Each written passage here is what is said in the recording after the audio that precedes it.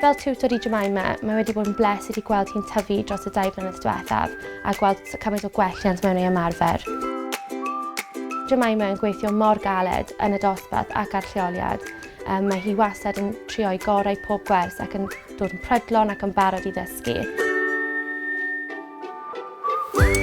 Yn ystod y cwrs, rydw I wedi mwynhau bod ar lleoliad a creu perthynas gyda'r plant a athrawon eraill. Rydw I wedi mwynhau y cyfnod ar sylw plentyn penodol a cynllunio gweithgareddau. Mae wedi bod yn blesed I ddysgu Jemeima oherwydd mae hi'n person cwrtais, pob gwers mae'n dod mewn barod I ddysgu. Mae wastad yn dilyn cyfarwyddiadau fi ac yn gwrando ar adborth ac yn cymryd adborth mwyn gwella ei gwaith. Mae'n cyfarthrebu yn aml, os mae hi ddim yn deall gwaith bydd hi'n e-bostio fi yn ystod y penwythnos neu ar ôl oriau ysgol I gofyn am help. Mae hynny'n dangos bod hi eisiau gwneud y gorau glas a mae eisiau llwyddo yn y cwrs. Mae dealltwriaeth fi wedi gwella o ran deall polisïau a ddeddfwriaethau a rydw I nawr yn ymwybodol o gweithdrefnau a'r sut I delio hefo sefyllfa yn proffesiynol.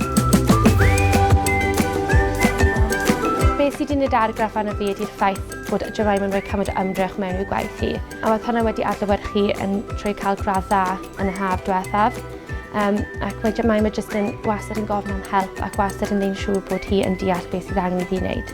Rydw I wedi mwynhau wneud perthynas gyda'r plant a gweld sut mae datblygiad nhw yn dod dros y 2 flwyddyn a gweld sut lle maen nhw'n dechrau flwyddyn a lle maen nhw'n dod yn diwedd y blwyddyn a helpu nhw cefnogi nhw trwy datblygiad nhw. Pob lwc am y dyfodol ac yn y cysadleuaeth heddiw Jemeima, dwi'n wir yn haeddu'r gwobr, felly llongyfarchiadau.